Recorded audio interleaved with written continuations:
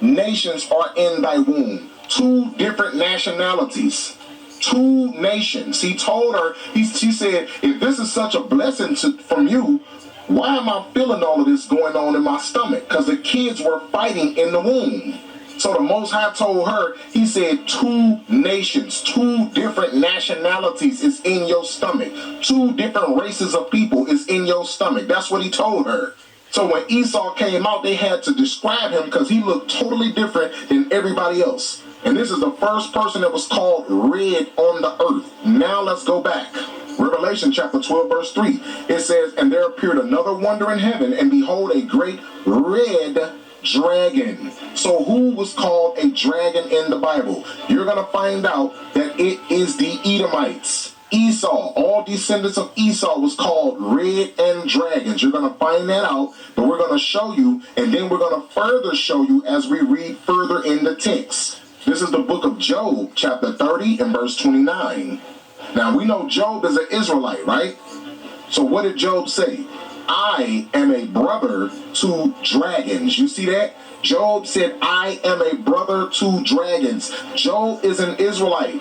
Who is the brother of Israel? Esau. The Most High is giving you the clue and the answer right here in the scriptures. Job said, I am a brother to dragons. The brother of Israel is Esau, Edom. He is letting you know who he's talking about right here. These are the only people that was called red, and the only people that was called dragons were Edomites, Esau. So let's go back now. Revelation chapter 12 and verse 3. And there appeared another wonder in heaven, and behold, a great red dragon, referring to Esau, having 7 heads and 10 horns and 7 crowns upon his head. Now, if you understand anything about the Bible and you understand anything about biblical history, you know that the 7 heads right here is referring to the 7 major empires, which are the descendants of Esau. And those 7 major empires is Greece, Rome, Spain, France, Germany, Russia, and Great Britain.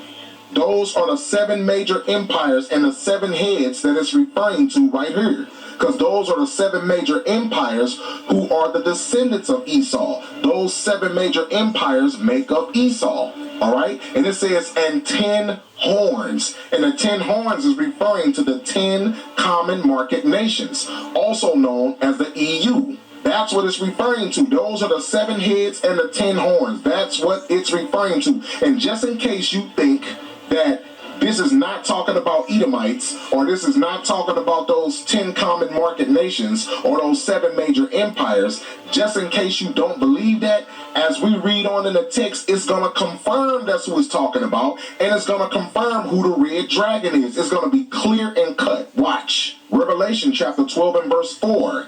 And his tail, referring to the red dragon now, this is still talking about the red dragon, it says, and his tail drew the 3rd part of the stars of heaven and did cast them to the earth.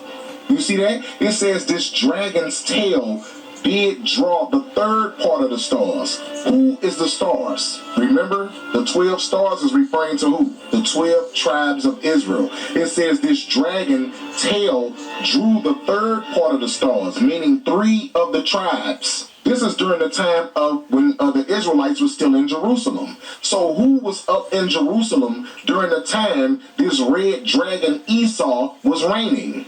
Who was up in Jerusalem? Judah, Benjamin, and Levi. You had a very small amount of northern kingdom, but mainly Judah, Benjamin, and Levi. That's who was up in Jerusalem. That's why they said this tail drew the 3rd part of the stars and did cast them to the earth, meaning he tried to take them into captivity. Now, as we read in the next line, it's going to confirm 100% that everything I showed you prior to this about who the red dragon is, it's going to confirm it. John the Revelator is going to confirm in riddle format who Esau is. It's no way you're going to push past this. Watch this. It says, and the dragon stood before the woman, which was ready to be delivered, or to devour her child as soon as it was born. What dragon or what person tried to devour a child as soon as it was born? The only person that tried to devour a child when it was born was King Herod. King Herod tried to kill baby Christ when Christ was a baby. Remember when they told him that a new king of the Jews was supposed to be born, King Herod felt threatened. So he ordered the death of all male boys, and that's why Joseph and Mary had to flee over in Egypt amongst other black people.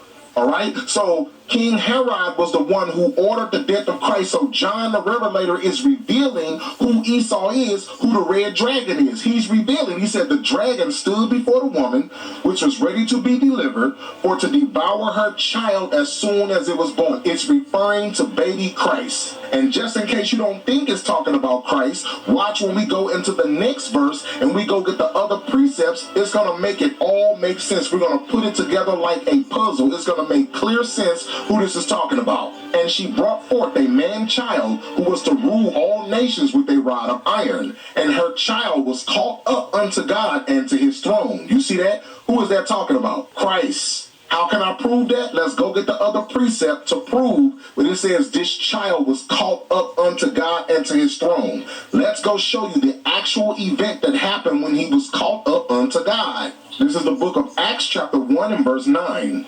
And when he had spoken these things, referring to Christ, while they beheld, he was taken up, and a cloud received him out of their sight. He was taken up. He was caught up unto God, just like it said in the book of Revelation. It says, and when he had spoken these things, while they beheld, he was taken up, and a cloud received him out of their sight. And while they looked steadfastly towards heaven as he went up, behold, two men stood by them in white apparel, which also said, Ye men of Galilee, why stand ye gazing up into heaven?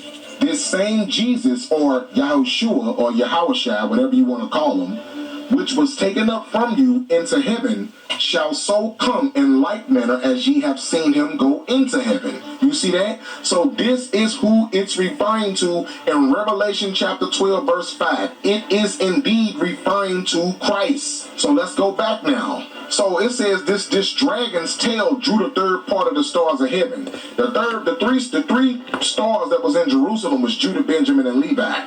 The dragon is referring to King Herod because King Herod is an Edomite. King Herod was a Roman, all right? And King Herod ordered the death of Christ. He stood before the woman to devour her child, baby Christ, when he was born because he felt threatened. And we're going to prove that King Herod is an Edomite. We're going to prove that. This is Antipater. This is Herod's father, okay? What are they calling him? Antipater the Idumean. They called him an Idumean. What does it say right here? It says Antipater the First, the Idumean, was the founder of the Herodian dynasty and father of Herod the Great. You understand that? It says he was the founder of the Herodian dynasty, and he is the father of Herod. Herod is also an Idumean. And it says, what does it say right here? It says Rome, Italy. These are Romans. These who the Idumeans are. These who the Edomites are. Idumea is nothing but a Roman and Greek name for Edom. Let me say it again.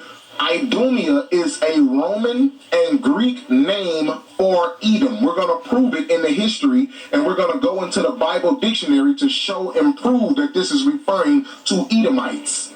So Herod himself was an Edomite. That is the dragon that John the Revelator was revealing in the book of Revelations. The dragon, the red dragon, and the dragon that stood before Christ to try to kill him. That's what John the Revelator was revealing. He was revealing who the Edomites are. All right, he was showing you in the last book of the Bible. He was showing you. It's clear and cut, bro. It's clear and cut. It's no escaping who Esau is. It's just no escaping it. It's clear. Antipater is the father of Herod. Now let's go to the Bible dictionary so we can show and prove that the Idumeans are Edomites. Okay, so we're going to be reading from the Zondervan Bible Dictionary. This is the definition of Idumea. What does it say? Right here, it says Idumea, pertaining to Edom.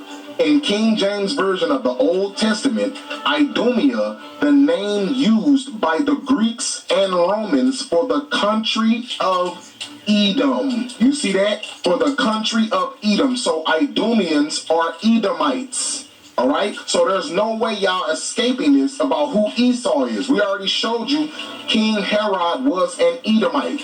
Okay, his father was Antipater. These are all Idumeans and Edomites.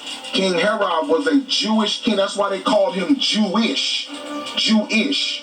All right? But he was not a real Jew. He was a Jewish convert. All the Edomites, all Agrippa, Herod, all of them were Jewish converts. They were not real Jews. That's why they called themselves Jewish.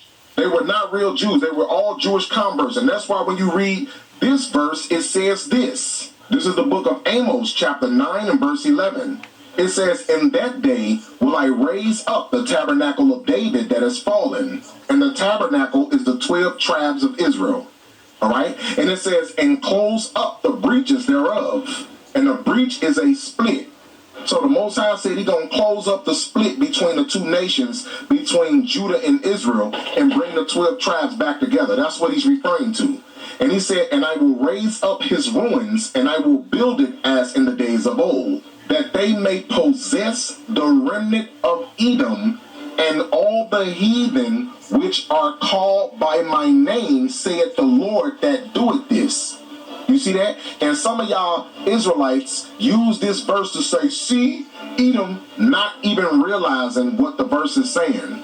The verse says that they may possess the remnant of Edom and all the heathen which are called by my name. Who are the heathen that was called by God's name? First off, what is a heathen? A heathen is a person that's not a Jew or an Israelite by blood. So the Most High said, all the heathen which are called by my name. Who are the heathen or the people that was not Israelites by blood that was calling themselves by God's name? The Edomites, the Idumeans, Herod. How were they calling themselves by God's name? They were calling themselves Jewish, Jews, Judah. That's how they was calling themselves by God's name. It was all Edomite. That's why he said that they may possess the remnant of Edom and all the heathen, talking about Edom, which are called by my name. That's what it's saying. Some of y'all take this verse out of context to think that this is talking about Edom gonna get salvation. That's not what it's saying. It said that they may possess Edom, that they may possess. What does possess sound like to you? All right? And it says, and all the heathen which are called by my name, they call themselves Jewish. That's how they was calling themselves by God's name. So this is indeed, in Revelation chapter 12, is a clear-cut breakdown on who Esau is. This is clear and cut. So now let's go into some of the history. All right, now this book is called Modern Judaism, or a brief account of the opinions, traditions, rites, and ceremonies of the Jews in modern times by John Allen. It says that the prophecies of the prophets against